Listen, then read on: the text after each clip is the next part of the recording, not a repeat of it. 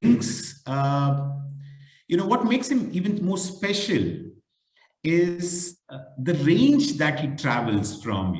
The last session, for some of you who remember, he was talking about using technology, right? And he's traveled from using technology as an aid in your classroom, where was largely helping teachers understand the tools that can be used to transition from a typical brick and mortar classroom based teaching to an online teaching, where he introduced many open source tools for teachers, besides speaking about pedagogy and do's and don'ts. It's very pertinent when we're talking about growth mindset. Been in academia, someone who's been training the leadership teams of some of the best Fortune 500 companies, or Fortune 100 actually, companies across the globe. Ladies and gentlemen, it's a pleasure introducing Mr. Rao. Thank you so much for giving me this opportunity to interact with the elite academic community. I always feel honored and privileged to come and talk to people who are creating and building this nation, and I tremendously respect the work that you people do to enable our youth. With that said, as Arun was rightly talking about, I know we have very less time, so I will jump in straight away into the topic for today, which is developing growth mindset. So this topic is not very new. I think many of us are already familiar. Okay, what is growth mindset? And I'm sure some of you would have read the book by Carol Dweck, who actually coined this term growth mindset. A disclaimer before we start: I am no expert in this area. I'm not a psychologist. However, I am very intrigued by this research done by Carol and her team around growth mindset and how we are able to leverage that across academia, across the industry, because there is a lot of talk, a lot of buzz around growth mindset. I'm so sorry, I think there is a power outage, but I'm sure you will be able to hear me out. I'll just turn on my video for some time by the time the power comes. Just give me a second. I don't want you to see a ghost image of me. Sarun, you're able to hear me, right? Yes. Okay. Yeah. So there is a lot of buzz, lot of talk around what this growth mindset is all about, and then there's a lot of research that is being done across the industry, across the academia, across the psychological circles. The very fact that growth mindset is becoming a buzzword in the industry today, and I'm sure most of you who are connecting with your students on a day-to-day basis might also know about some of the rudimentary research that is being done in this area. What I would like to touch upon today, the goal of this session is twofold. One, apparently, how we as academicians and teachers create a growth mindset in our students, in the children. The second aspect is growth mindset does not restrict ourselves to just the student community, right? We also need a growth mindset. How can we empower ourselves? How can we enable ourselves to be able to grow from where we are today? So that's going to be the two goals that I would like to address. And what I'm sharing is a little bit of a research from my own understanding of growth mindset, how we are implementing some of the concepts that were touched upon by Carol Dweck and her team. And this is purely going to be my research, my experience. And I would be more than happy to take any questions towards the end. Yeah, and in between we may be engaging in some activities. We will have a look at those in a bit. So let's start with this first question. You may want to use the chat function of Zoom to say yes or no. How many of you have experienced these feelings when you were kids, or when you were studying to become where you are today in your professional journey? I am bad at math. I'm not as smart as they are. So these are some of the things that we normally hear. In fact, I have a teenage daughter at home. I heard it from her as well. So this doesn't come to me as a surprise. Let me see what responses have come in. I was bad at math. Okay.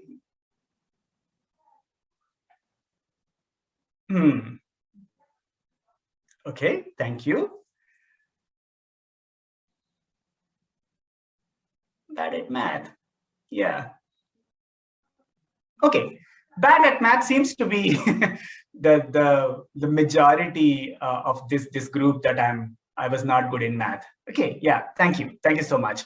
So this is a good pulse check to see how, before I go to the terminology, how our beliefs, Arun has touched upon the beliefs, how our belief system, the values that we carry, kind of hinder our progress, right? And most of us, I think I'm no exception, most of us experienced these feelings. We went through a struggle to understand certain things. We always limited ourselves to look at certain subjects that we are really passionate about. And we looked at certain areas where we always used to believe that I just can't learn anything more. I think these are normal and natural feelings that most of us experience in our journey, and even today, right? It's not just as a kid, as adults, we experience these feelings even now. Having said that, let's have a look at this particular quote. I'm sure most of you resonate with this personality that I'm showing. He's Thomas Alva Edison. And this is what he said: I have not failed. I've just found 10,000 ways that won't work. When you look at the previous slide, and most of you said, yes, math was very difficult for me. I struggled with math. And the moment you switch to this statement by Edison, what does this tell you? I just want to get a few reactions from the group. And you may use the chat functionality to express what you are thinking when you see this quote from Edison. It's a positive feeling. Yeah, absolutely. Absolutely. Anyone else?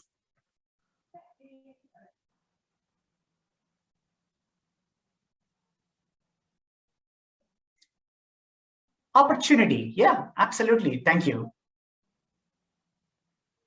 And every situation teaches us something. Yeah, patience. Wonderful. Great responses. Absolutely. Everything is appropriate. Unlimited possibilities, new ways of thinking. Don't stop.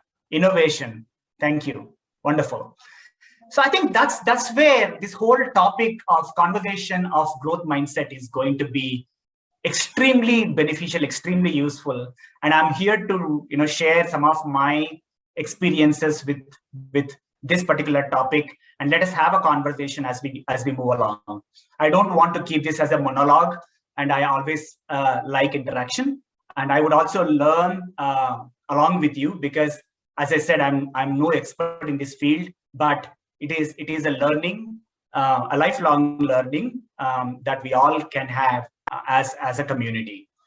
And I recently came across another post on LinkedIn, which I thought would arouse some curiosity in the community of the academicians and myself included. I recently came across on my LinkedIn wall by this guy, Michael. I don't know him personally, but suddenly I saw this on my LinkedIn, and I was wondering, yes, I'm 52 and I'm learning Python. The reason he expressed, the reason why he's learning Python, that's not for discussion here. But when I saw this post, that actually made me think, does age really limit us from learning more? Does age limit us from experimenting? Does age really limit us from going beyond from what we already know, right? This was a thought that came to my mind. Are there any responses that I'm seeing? Let me see. No, not at all. Yeah, absolutely. So we are all lifelong learners, and I believe in continuous learning. I believe in lifelong learning. And as teachers and as academicians, I'm a teacher too. Probably I may be working in a corporate, but teaching is what I do. Except that you teach in schools, I teach in corporate. That's the only difference, right? So I just want to leave this forum with one interesting thought that came to my mind. And most of you may have come across this term called learner helplessness. I just want you to ponder over this quote and share any thoughts or reactions that come to your mind. I'll just pause here for a minute. When you see this quote, what comes to your mind?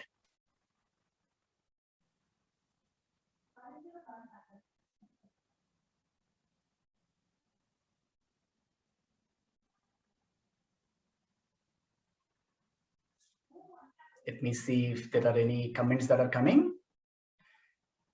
Thank you, Sukanya madam. Learning is a continuous process. To gain success, failure is necessary. Absolutely. Thank you, Nanavati madam. Self-motivation. Thank you, sir. Daulat sir. Thank you, Deepika madam. Unlearning is important. Absolutely. Absolutely. Thank you, Vamshipriya madam. Celebrate failures. I think this is something that we don't do often, right? We always celebrate success. We don't celebrate failures. And learner helplessness is like, it's all in the mind. It's all in the mind. It's all the way how we are conditioned, how our brain has been conditioned. And it happens through our experiences, right? As a kid, we experience the world in a certain way. As we grow, we experience the world in a slightly different way. And as we become transition from adolescents to adults, we start to experience the world in a different way. At every stage of life, these experiences teach us something. However, whether it is a positive experience or a negative experience, that goes and conditions our mind. And there is always an opportunity for us to reflect and see what are some of those thoughts or mind blocks that we have developed that is hindering our progress, right? That said, so let us understand the word mindset. I think I'm sure most of us know what mindset is. I mean, I don't want you to think, oh, this guy is coming and teaching us about mindset. If you don't think that way, I just want to give my perspective, because this is all a perspective that we carry, and I firmly believe we can all learn from different perspectives, right? So I'm going to share my perspective around mindset. What I'm showing here is an experiment that was done by some researchers. What you see is a jar with an insect inside, and this insect is called a flea, which probably we don't see it in India. But this is definitely found in Amazon forest, not the Amazon company that I belong to. But this flea has a very peculiar trait. It's a wingless insect, but it can jump up to 50 feet. 5 feet. It can jump up to 5 feet. Jumping is not the fact that I'm going to talk about.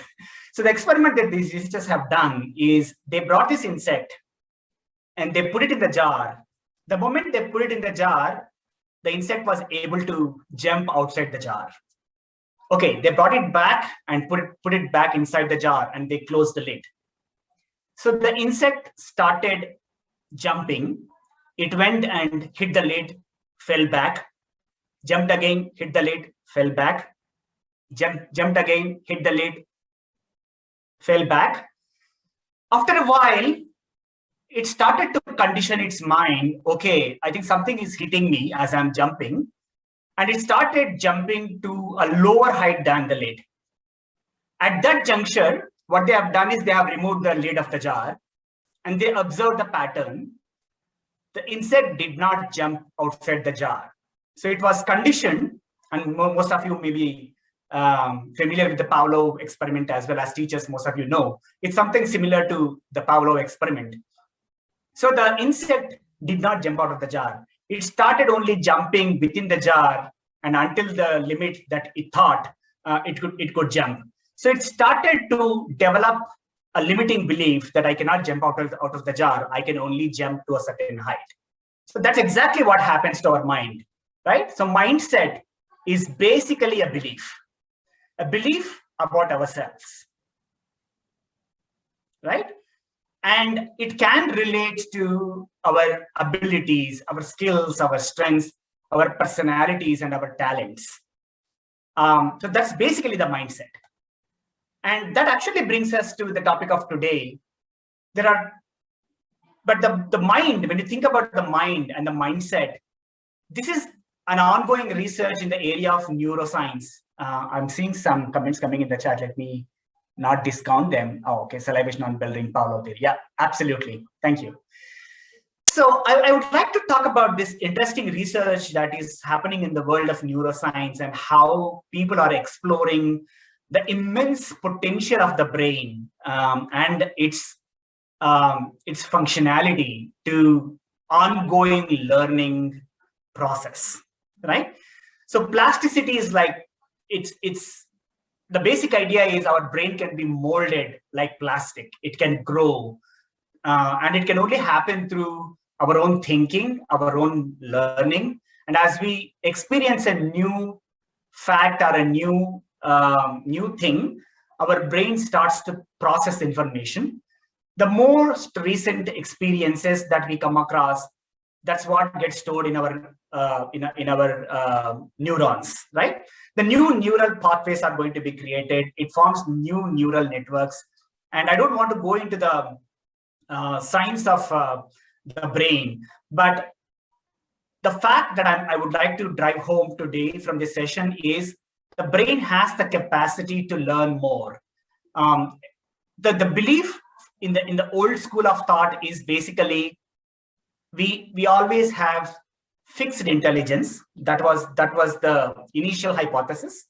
Everyone is born with certain intelligence, and intelligence is going to be fixed for your lifetime.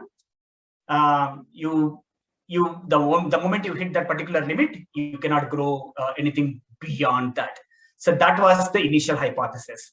But what we are trying to understand as we do more and more research in the area of neuroscience is brain is capable of forming new neural pathways, of forming new neural networks, and it allows us to grow. It allows us to expand our knowledge, expand our skill sets, and expand our talents, right? So that's the term that you hear often in the field of psychology today. So with that being said, let us look at, I'm just putting this slide for us to understand how brain works like a muscle. So we all go to the gym, and then we do muscle training because we want our muscles to be flexible even when we grow. The way we train our body, the way we train our muscles to become more flexible and building that muscle, the brain also functions exactly in the same way. The more effort we put into our learning, the more our brain will change, right? So I think that's the reason why many people also call this as brain muscle, right? Mind muscle memory, right? So muscle memory is basically a term that comes from this analogy. So we go to gyms to build our muscles. At the same time, we learn. The more we learn, more our brain will transform the way we look at our mindset, and it really helps us to think beyond our capacity.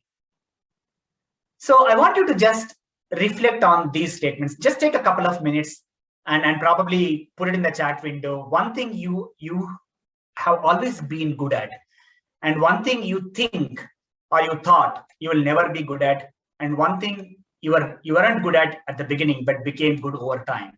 So I want you to think for a minute and help me understand these three things that you have experienced in your career journey?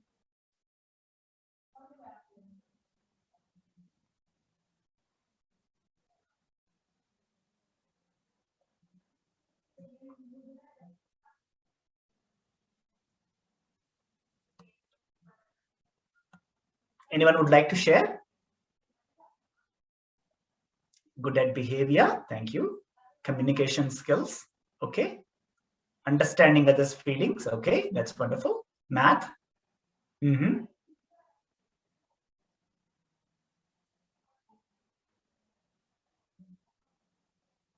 Good at teaching. Thank you. Handwriting. Wow. Interpersonal skills. Good at organizing things. Absolutely. Good at communicating. Yeah. Never be good at default. Okay. Thank you. Wonderful. Wonderful responses are coming. Thank you very much. Thank you very much for your active participation.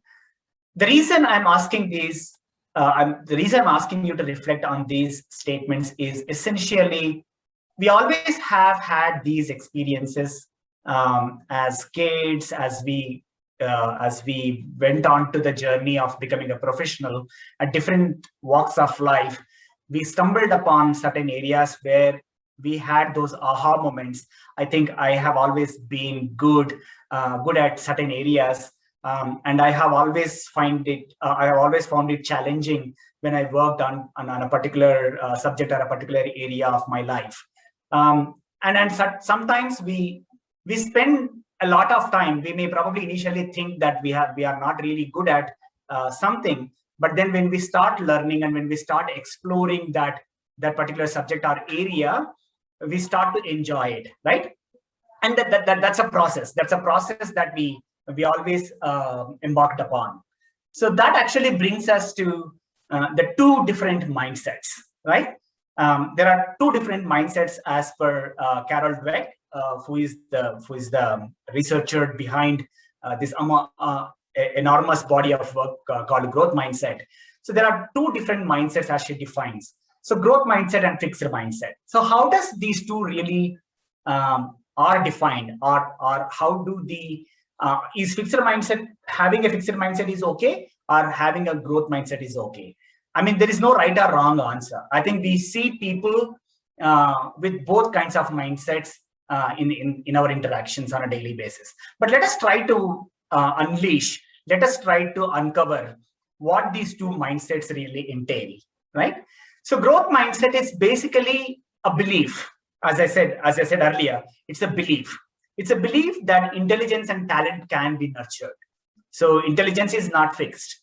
So even though I'm born with some intelligence, my intelligence will grow as I grow, as I become older, as I start to explore the world, as I start to learn something new that I never came across, as I experience something new, my intelligence grows and my talent also grows, right? My ability to do certain things will grow. Having said that, what is fixed mindset? So this is again a belief. The intelligence and talent are fixed at birth. So going back to the example of earlier, I'm bad at math. I'm not good at math.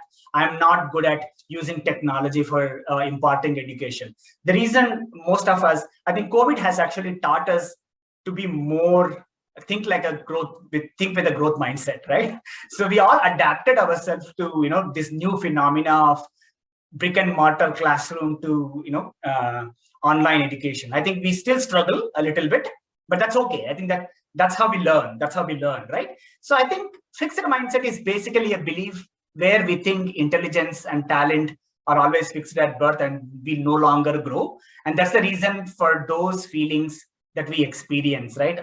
I don't think I'm smart enough, because when we see people that we interact with, and if we see somebody who is scoring always an A and somebody who is always scoring an F, we always feel, oh, I think they are gifted. The people who always score an A in the class are gifted geniuses. And there are no geniuses. Right? All of us are geniuses, right? However, the moment we have that fixed mindset, it doesn't allow us to think beyond what we already know. It doesn't allow us to experiment. It just stops our our thinking. It just stops our innovation. We cannot be more creative. What's this? Having a growth mindset, having a belief that yes, I am born with certain amount of intelligence, but I always believe my intelligence can grow, and I can always build a new skill. And I'll just give you an example from my own journey. I always used to think, when my friends used to tell me about stock markets, and it was always Greek and Latin to me. I was because when I was doing my post graduation, one of my friends used to invest in stock market then. I'm talking about 20 years ago, and you can guess my age now. When he was investing in stock market, I always used to puzzle, what is the stock market? How is he? He used to tell me, I'm going to make money by investing X amount of money today, and as this stock grows, I will get X plus Y amount of money. It's always an intriguing fact, but I thought, okay, stock markets is not for me. I don't understand the stock market, and I just left it there. But once I was employed, and I heard more and more people talking about stock markets, mutual funds, etc. I started to wonder. I started to relate to what the journey that I had embarked upon when I was doing my PG. When my friend used to invest in stock market, I just became curious to know a little bit more about stock markets, and then I started my learning journey and learn how a stock market works. How does a company gets listed on stock exchange, and then what is a mutual fund? So I started to understand the nitty-gritties of stock markets and mutual funds. Now I wouldn't claim I'm an expert trader or an investor, but I have gained a lot of knowledge in that area. Once upon a time, it was complete Greek and Latin for me. Today, I can coach people on how they can invest money. I'm not bragging, but that's the growth mindset, right? So the growth mindset is being curious, having an awareness that you don't know something, but developing that curiosity to know and apply strategies to become more and more intelligent. So your intelligence is, had I just fixed on my mindset, okay, stock market is not for me, I will just go with a traditional fixed deposit or bank deposit or post office deposits, probably I would never venture into stock market. Today, I am confidently investing in stock markets, right? So I think this is just a simple example as to how we need to cultivate that growth mindset. I'll just pause here to see if there are any quick thoughts or questions that are coming.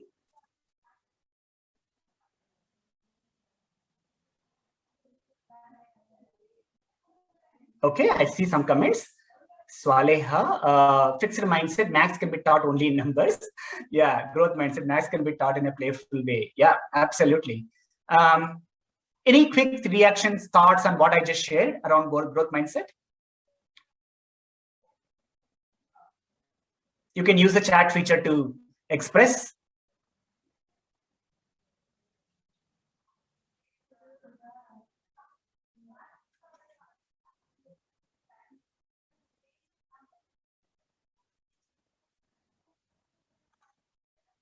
Any quick reactions? Okay, growth mindset is continuous, maybe perpetual. Absolutely, absolutely. Continuous failures can sometimes move you to a fixed mindset. Yep, absolutely. Very well said. We can learn at any point of time, regardless of age. Absolutely. So bang on, spot on. So absolutely. I think I'm not here to say we can learn anything and everything under the sun. That's going to be a sweeping statement. I don't want to make those sweeping statements, right? But if you have an interest, even though you may find it difficult, but if you apply growth mindset, you can definitely learn. Because I used to hear those cliched statements, human beings can learn anything. Well, I don't know whether that is true completely. Let me turn on my video. My power has come back. Okay. But obviously, if there is an area where we would like to focus, I really want to grow. I really want to develop knowledge and skills. Even though I may find it hard, I can definitely invest time and effort in growing myself. That's the growth mindset, right? Basically, that's how our brain functions. The moment you change your belief system, you start to grow, you start to develop. As I rightly said, many of us have a fixed mindset in some experiences. I think going back to the previous example, fixed mindset of I'm not good at programming, I'm not good at math, I'm not good at science, I'm not good at English. So these are all fixed mindsets. And that can be overcome. And we will see some of the strategies as we move forward. And there are subjects and growth mindset in some areas. So if I'm really interested in learning about stock market, and suddenly I will develop a growth mindset to invest more, research more, and develop more and more passion towards that particular area, so that I can start growing and developing myself, right? So basically that's how we differentiate. So let's also dive a little bit deeper into what these two mindsets bring to us. If we focus on the fixed mindset, we try to avoid challenges. We don't want to challenge, because I have a fixed mindset. I always feel science is very difficult subject for me, so I don't want to challenge myself. I try to be minimalistic in that particular area, and I don't want to invest more time. And I give up easily, right? I don't want to, because I don't think it will come to me. So this is not my cup of tea. And people with fixed mindset think effort is not fruitful. I don't think there is any benefit that I would derive by putting effort in this area, because it will never come to me. And people with fixed mindset do not welcome any feedback. Even though somebody is giving feedback that you can develop, they just simply ignore it, because I know for sure I'm not good at it. Even though you tell me you are good at it, I can never become never become good at it. So they just ignore that feedback, and they feel threatened by seeing success in other people, right? So this is how people with a fixed mindset tend to behave. As a result, when they are growing, they just plateau, and then they achieve less than their full potential. Their potential is not fully utilized. On the other hand, if we look at growth mindset, people with growth mindset, they embrace challenges. Okay, math is hard for me, but let me give it a try. Let me give it a try, and then it's okay to fail, right? As somebody rightly said, let us celebrate failures. As Thomas Alva Edison said, I discovered 10,000 ways of how things won't work. Sorry again, I think there is some problem with my electricity today here in Bangalore. And they always persist in the face of setbacks. They take every setback as an opportunity, right?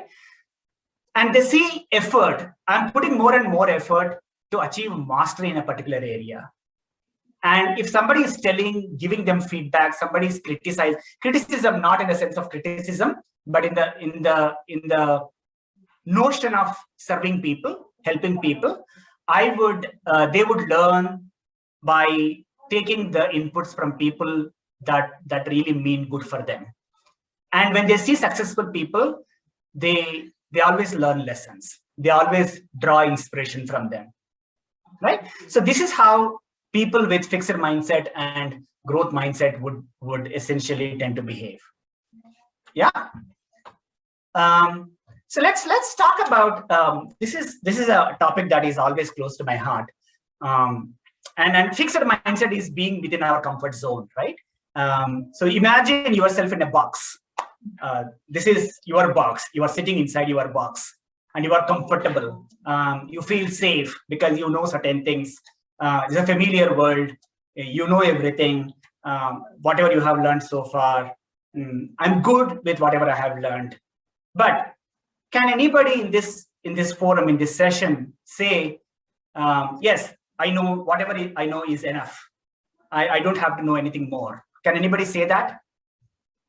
I know everything.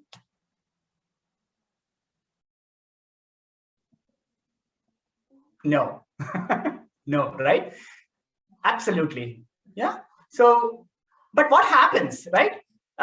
If you are inside the box, if you are just, stuck to your comfort zone, you cannot grow. You think you have a fixed mindset there, right? I mean, whatever I know is enough. Enough is enough. I don't want to experiment. I don't want to explore. But there is there is a lot more outside the box. That is what we call as courageous zone or growth zone, as we call it, right? But the moment we think about stepping outside the box, what do we experience? We experience fear from a known to an unknown territory, right? So exactly like the situation that we are all in right now, COVID, right? We don't know, but then there is always something that we want to explore outside, right? If you are sitting at home doing nothing, okay, I'm protected. I cannot go out, and I cannot go out and interact with my community. You are just sitting in your home, sitting at home and doing nothing. Of course, we have to absolutely take all the precautions. That's a different conversation. But the moment, if we want to step outside of our comfort zone, we always get into that zone of fear, and we need to take risk. Absolutely, we need to take a risk. So what is the reward? The moment we take the risk and we step outside of the our comfort zone, new learning happens. New opportunities come our way. We start to grow. We start to see a different world. And sometimes this is a journey, right? This will not happen overnight. Sometimes we may retract back into our comfort zone because sometimes we feel scary, because when we want to experiment, there is always a fear of failure. If I fail, what if I fail? And then I retract back into my comfort zone. Let me not take that risk. But the moment you take the risk and you become successful, that's when your growth begins. That's where your growth begins. And you start to experiment more and more so that it becomes a long journey of growth. So this is a journey from being in a comfort zone, crossing different zones, going into a fear zone. We start to find excuses and we come back into comfort zone. But then we start, questioning our own beliefs. Then we start to learn something new. We experiment with certain new things, and then we eventually land in a growth zone. So I think that's essentially how the learning happens. That's how growth happens. And basically, in this process, what you are doing is you are just retraining your brain. If somebody is curious about how our brain functions, there are two things that I would like to talk about. There is a small part within our brain called amygdala. And this is from the neuroscience research.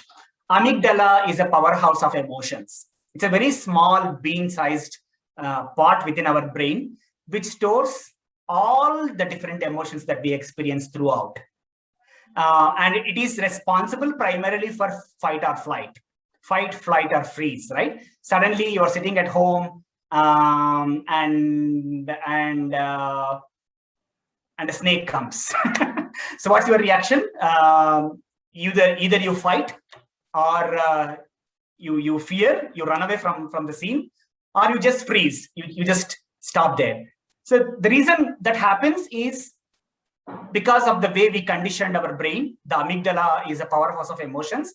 It knows only a certain response to a situation, right? Okay, I'm sitting at home and suddenly something happens. This is what I need to do.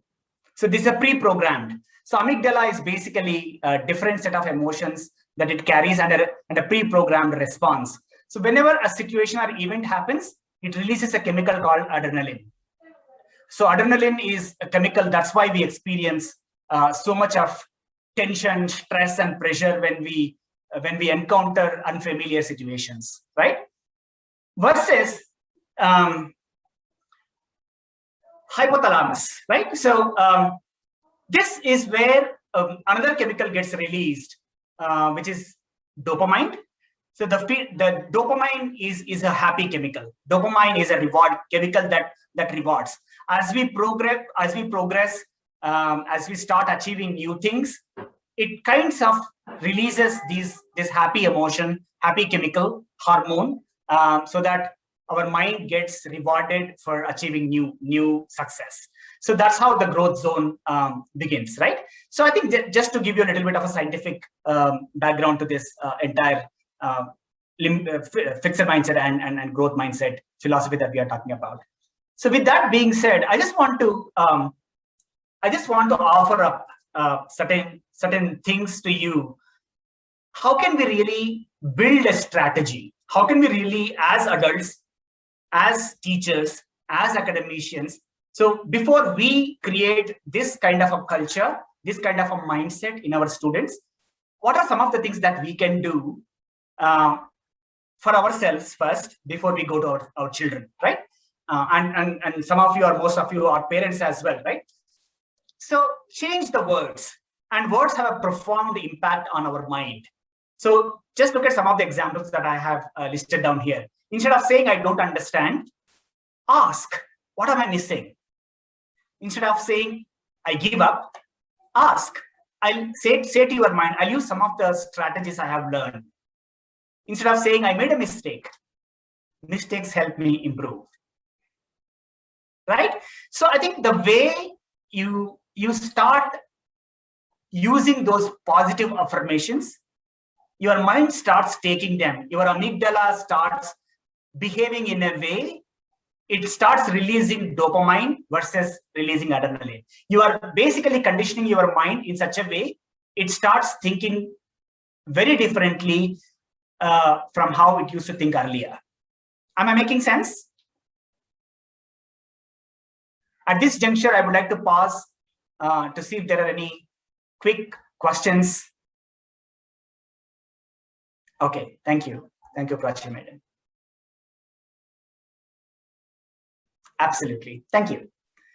So let's move forward. Let's move forward. I'm going to share this with you, and you can always use this information after the session. So we can also use certain strategies. How do we really coach ourselves and our children for a growth mindset, right?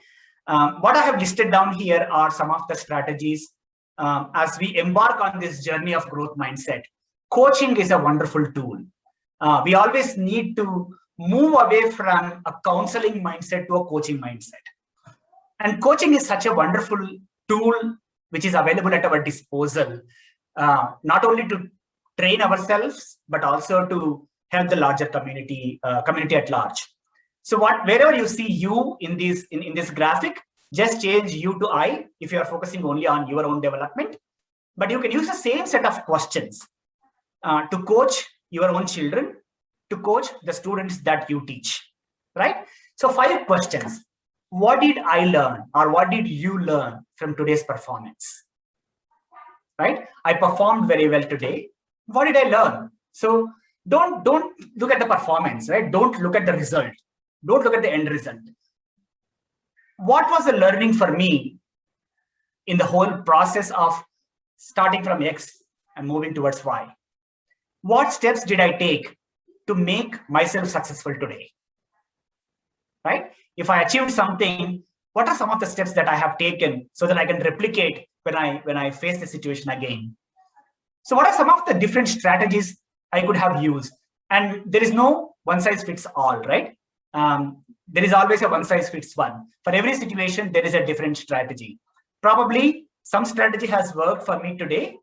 And is it the only strategy? If I feel, yeah, this is the only strategy to invest in stock market, then I become fixed with that strategy, and probably the strategy may fail me tomorrow. So what other strategies I can use to teach? So as teachers, right?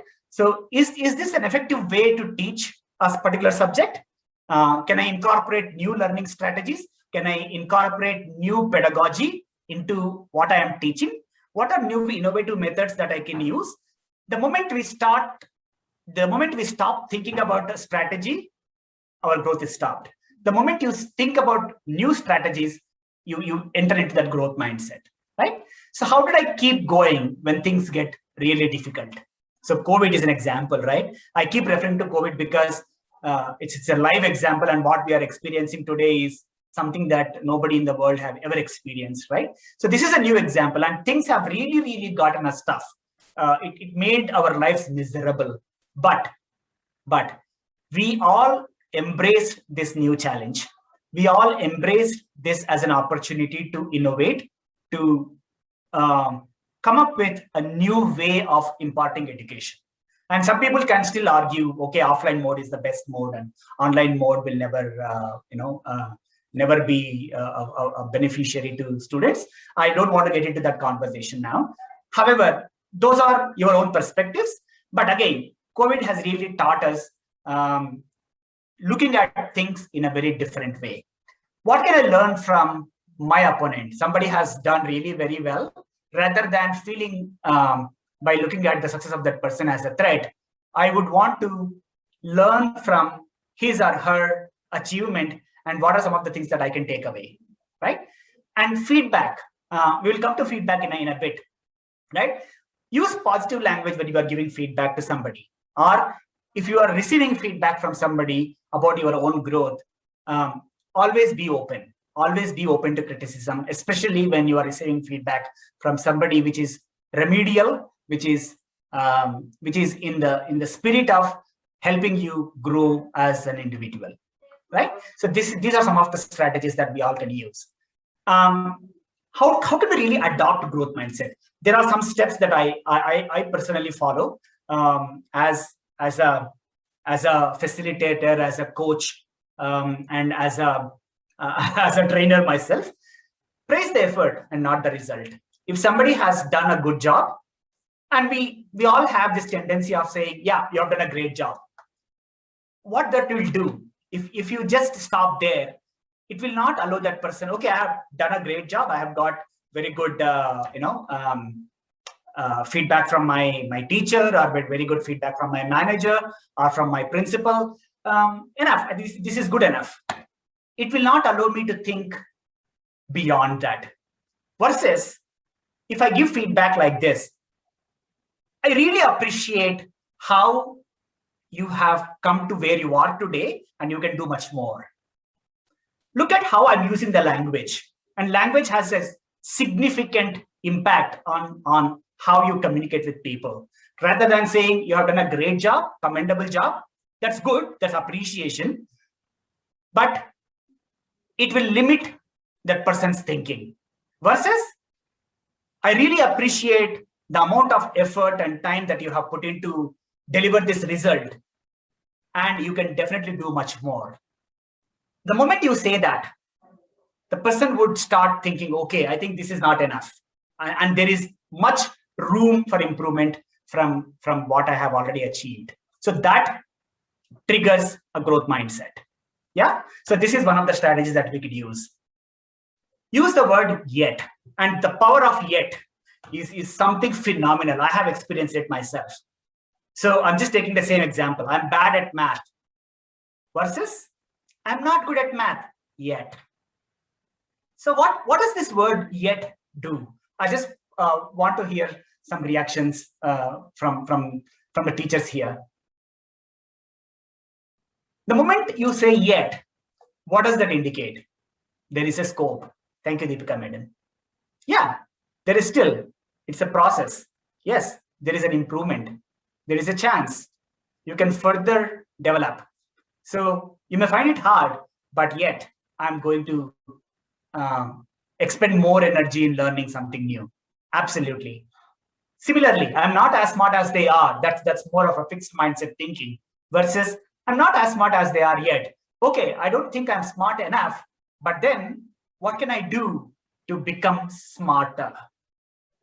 Do you see how the words and language changes our thinking? Our thinking patterns would change. And the third most important strategy to cultivate the growth mindset, not only for us, for our children and our students, always view challenges as opportunity. Don't use the word challenge. The moment you start to use the word challenge, challenge is a very negative word, right? I feel very challenging. Oh no, I don't think I will be able to do something. Versus, I use that as an opportunity. Okay, there is further an opportunity. You always see challenge as a problem. The moment you think about an opportunity, you tend to drive towards a solution. So problem mindset versus a solution mindset. Yeah. Another important step in cultivating growth mindset is enjoy the journey and not the outcome. Because the moment you accomplish a milestone, your journey is not stopped. You need to accomplish more. As we started this session earlier, learning is a continuous journey, lifelong learning. We always need to learn. So there is no destination, right? I mean, as we tend to more grow older and older, sometimes we finish, enough is enough. I just want to enjoy my life. But there is always a new learning happening some way or the other, unless you decide for yourself, I don't want to grow. I have grown enough.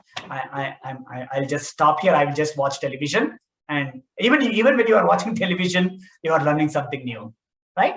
So enjoy the journey and not the outcome. Yeah. Last but not the least,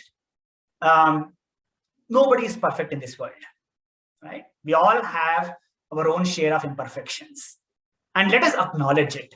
And if somebody says I'm perfect, I wouldn't believe that. So I am imperfect. I have a lot of imperfections in myself, but those imperfections give me an opportunity to reflect and see that as an opportunity for me to excel. What are some of those areas that I don't do well today? What are some of those areas where I'm not naturally good at, but does that give me an opportunity to learn something new and grow myself? So acknowledge and embrace imperfections. And I would want to leave this session. I know we are almost approaching. We are almost at time, but I would want to leave this forum with a thought: the gift of feedback. And we all, as academicians, and be it I come from a corporate, but I come from an industry. But irrespective of whether I belong to an industry or I belong to academia, feedback needs to be cultivated. Feedback needs to be ingrained in our every interaction. I see every interaction as a learning. I see every interaction as a gift of feedback. If somebody is telling something to me about my own behavior, about my own attitude, I take that as a genuine area of improvement. Unless that person has a different motive, right? So most people, I always appreciate people, and I always believe everyone who you are interacting with comes with a good intention. And this is something I learned from one of my managers, who said this, Simhadri, you know what? Everyone comes with a good intention. And I never thought, I never gave so much of thought to that particular sentence earlier. But then when I started to understand the deeper meaning of what he said, it just gave me that aha moment. Yes, everybody has a good intention. But are good intentions enough? No. We also need to have good mechanisms. How can we really use those good intentions to create a mechanism? The mechanism is the feedback. So we need to create that culture of feedback. Giving and receiving both are important. So I'll just pause here. Arun, is it okay to unmute people now and ask questions? Or shall I complete and then we will open up the floor? That's your call, sir. I'm good. I just need to. Okay, let me do this. I will just finish up these 2 slides. They're just 2 slides, and then we will get into a conversation. So giving feedback, and many people think about the word feedback as very negative, right? If somebody says, I'm going to give you feedback, I don't appreciate feedback. If somebody comes and tells me, hey, you know what? You need to learn more. Well, I know what I know. Who are you to tell me? Who are you to give me the feedback, right? So I think that's how we all behave, most of us. And I used to behave that way. But then the moment we understand feedback is nothing but information, right? If you just imagine yourself as a pilot in an airplane, when you are in the cockpit, when you are the pilot of the airplane, you have a lot of panels in front of you, giving information about the temperature, giving information about the fuel, giving the information about the height, giving information about the turbulence. So what is that? So basically, the pilot, as a pilot in the cockpit, I am getting information from various sources, which is nothing but feedback. As a pilot, I am going to make decisions on what I need to do, how I need to navigate my airplane based on the feedback that I am receiving from these different instruments, right? So consider feedback as information. What do you do with that information is up to you, right? And when you are giving feedback, always be honest and direct. Don't beat around the bush, right? Be honest, and the intention of giving feedback is to serve or help. Always remember, don't criticize people. You have done a bad job. No, that's not feedback. You are judging people. Versus, you know what? I have observed you've not done so very well in this particular subject, but there is always a scope for you to improve. The moment you change your language, you are actually genuinely interested in that person's betterment, right? And if you're giving feedback about a particular area, give examples. Don't just pass a judgment. Instead, give examples. I noticed that you have done this way. You could have done better by showing them some examples of where you have seen them faltering, where you have seen them lagging behind, right? And we don't have a permission. We don't have a permission to give feedback to anybody. Probably as teachers, we are gifted. We can probably pass on feedback to our children and students. But again, remember, you don't have any authority to pass on feedback just like that. You always need to ask permission. And especially, it is more important in our own community versus teacher to student interactions. You have the liberty to give feedback to children, but when you are interacting with your own colleagues or peers, ask for permission. Don't just give feedback straight away. And don't give advice. Don't give advice. Invest in this particular fund. That's an advice. Versus, can you consider investing in this? It becomes a feedback, right? So when you are giving feedback, embrace these principles. At the same time, receiving feedback is also very important, right? If you are receiving feedback from somebody, from your higher ups or from your colleagues, be open and listen. Don't defend. Somebody is coming and giving you feedback. You know what? I have noticed you have done this. The immediate tendency is for us to start justifying our actions. Don't do that. Just listen.